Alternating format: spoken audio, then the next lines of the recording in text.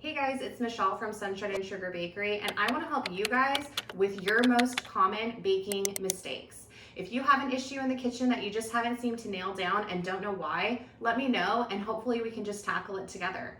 Today I'm going to be covering one of my most common questions that I get, and that is pie crust and how do I continue to get it flaky? How can I prevent a soggy bottom? Do I need to change my recipe for different fillings?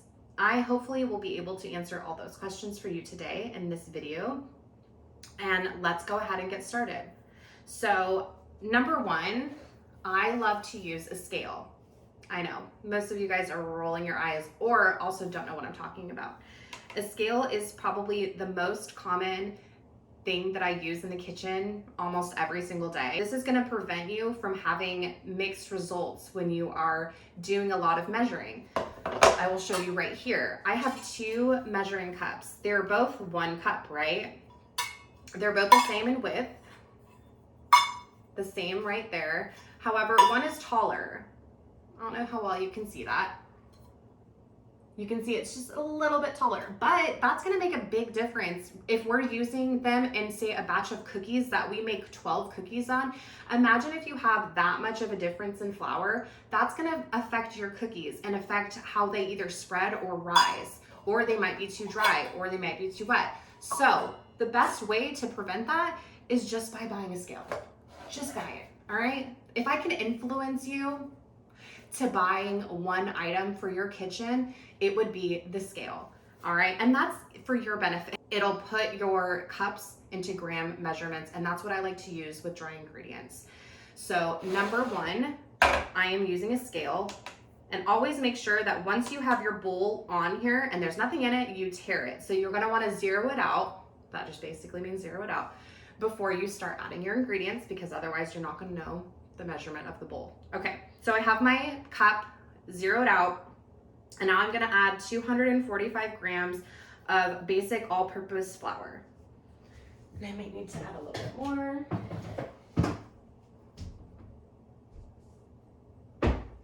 All right, perfect. And then, this is not common in a lot of recipes, but I just think it adds a nice little height. I used to do this in my tart recipes, and I loved the difference that it made. So I like to add it in my pie recipes. I add half a teaspoon of baking powder. So baking powder actually helps things rise. That is the difference between baking powder and baking soda. Baking soda actually helps it spread.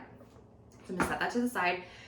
Another holy grail ingredient that I use in literally every single baking recipe, and that is salt. You cannot have a baking recipe without salt. Salt just helps, it brings out the flavor of everything. Even in sweet recipes, buttercreams and everything, even ganache, you're gonna wanna add a little bit of salt because it takes away from the overly sweet and it allows you to enjoy the flavors that are actually there without you only noticing the sweet. So salt, always. And then I'm also gonna add a tablespoon of sugar.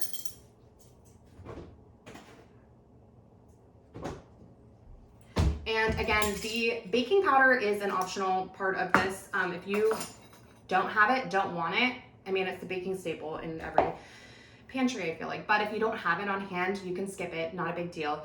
Sugar is also optional, just depending on what kind of recipe you're using. I find that even the sugar works well in a savory-based recipe, so go ahead and keep it if you want to. If you're scared or don't want to add sugar, go ahead and skip it, not a big deal. The best thing about understanding the science of baking is once you understand what each component does, you are then allowed to have fun with it. I know that I don't have to add baking powder, but I know what it does if I add it. I know that I don't have to add sugar, but I know what it does when I add it. And that is the fun part of baking. Once you understand the science, everything will come naturally for you after. You just gotta understand the components and what each component does. So another trick that I have so many good tricks, okay guys? And I just love to share them with you. I just feel like I don't need to gatekeep. I feel like sharing these is not gonna hurt me, and it's only gonna put out good vibes for everybody in the baking world. All right, another hack. your stand mixer. Most of us have one, and if you don't, that's okay, because I will get to you in the next part. But most of us have a stand mixer, and most of us have it sitting in the corner, never to be touched. I guess if you're watching this video, you probably do use your stand mixer, but if you aren't and you do leave it in the corner, or maybe you leave it in a drawer somewhere collecting dust, this can be used for pie crust. Why are we doing all the dirty work? Like, let's get our stuff out. And then another thing is, I love the stand mixer because I absolutely hate cleaning a food processor. So anything I can do to prevent cleaning that, I will do, especially pie dough. So stand mixer, we're gonna let the stand mixer do the work. And the reason why, let me dump my dry ingredients in. Easy peasy. This recipe will take you maybe 5 minutes if you're not jibber jabbering like I am. So dry ingredients go. Next thing I want to do is I want to take 2 sticks of butter, and I will have I will have the recipe written below for anyone who is not keeping up with all my craziness. So here I am. I just cut each stick into 4 pieces, and then I'm going to cut those in half vertically. So I end up getting 12 pieces because of the way that I cut it. Basically, you just want to have a good chunk. You don't want to have little chunks, but you could. But I prefer the bigger chunks because the goal of our pie crust towards the end is to still be able to see these butter chunks. You want to see those because that's what's going to allow you to have a flaky crust. That's our goal. That's our moneymaker right there, is that flaky, buttery goodness. And if we don't have that, and if we overwork our dough to the point where you cannot see the butter anymore, our pie crust will be tough, and that'll be dense because you don't have the layers of the air pockets from the butter. So that is my rant on that. However, caveat, if you don't have your stand mixer and you're like thinking to yourself, I don't want to overwork my butter, I want to make sure that I have butter towards the end, use a grater. Okay, the grater can be great. Get it? It can be a very good tool to have in your kitchen. A lot of people don't realize that. So if you do have a grater and you are doing this by hand, grate your butter, put your butter that has been grated into the freezer for maybe about 15 minutes. I wouldn't do it any shorter or any longer than that. 15 minutes, that's it. So basically grate your butter, put it in the freezer, do all your other things that you need to get done, and then come back to the butter, because that will give you a head start when you are working your grated butter in. That way you don't overwork it, because it'll already be really, really cold. And that is our goal. We don't want to overwork our dough, and we want to still be able to see butter. So what I'm going to do now, I have my dry ingredients in the bowl. I'm just going to toss all of my butter in. And since we still have more hacks, I have so many tricks. All right, guys, don't you worry. And this is just the first video. If you have a mixer that likes to blast off when you put it on one, here's my trick for you.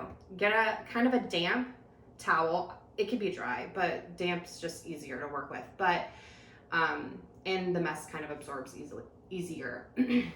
Get your damp towel, put it over your bowl, just kind of gently. You're kind of just covering it so that way when you turn it on, everything doesn't come flying out into the kitchen and you don't look like a hot mess. My mixer is not one of those ones that goes crazy when you put it on one, but my mom's is. So when I'm over there, I'm like, it's like kind of like easing ourselves into it. So yeah, that's my trick for that. Next up is our liquid ingredients. Right here, I have 3 tablespoons of milk, just very cold milk, and 3 tablespoons of milk and 2 egg yolks.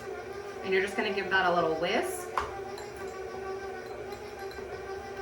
And then we're gonna let this go for about 1 to 2 minutes. Again, if there's big chunks in it, perfectly okay, because we want to see those butter chunks.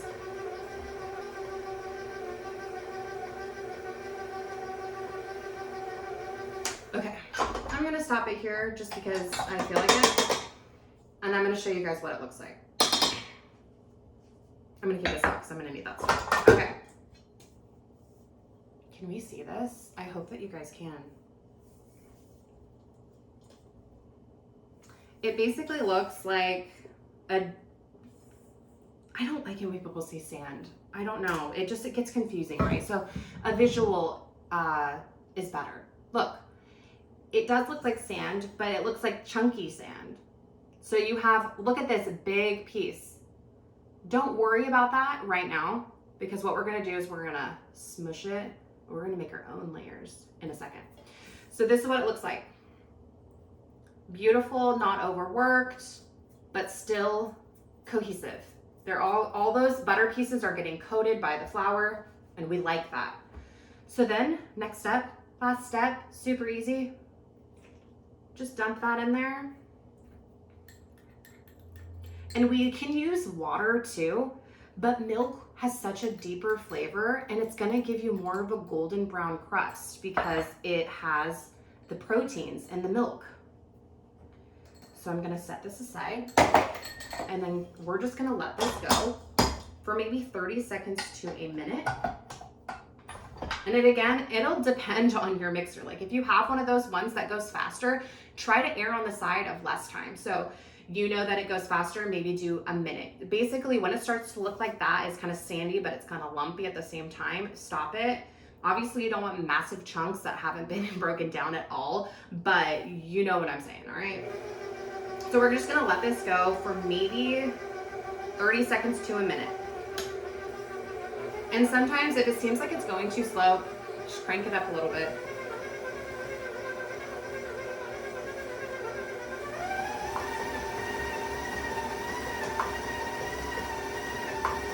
And I'll tell you exactly what to do or how it should look when you stop.